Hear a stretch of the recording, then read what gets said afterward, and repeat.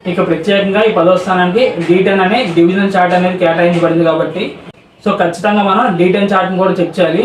మనం D10 చార్ట్లో ప్రధానంగా చూడాల్సిన విషయం ఏంటంటే అందులో లగ్నాధిపతి ఏ విధంగా ఉన్నాడు, అదేవిధంగా దశమాధిపతి ఏ విధంగా ఉన్నాడు అనే విషయాన్ని మనం తప్పకుండా చూడాలన్నమాట. అండ్ అలాగే అదేవిధంగా నవాంశలో ఈ 10th హౌస్ అనేది ఎలా ఉంది, ఈ 10th హౌస్ లార్డ్ అనేవాడు ఏ విధంగా ఉన్నాడు అనే విషయాన్ని చెక్ చేయాలి.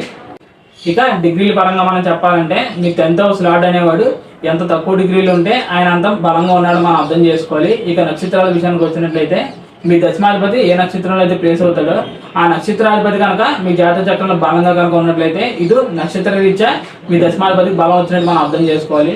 అండ్ అలాగే ఇంకో విషయం ఏంటంటే మీ దశమాధిపతి కనుక సొంత నక్షత్రంలో ఉంటే ఏమవుతుందంటే అప్పుడు ఆయనకి స్వనక్షత్ర స్థితి కారణంగా అప్పుడు కూడా ఆయనకి బలం అనేది వచ్చే అవకాశాలు ఉంటాయి.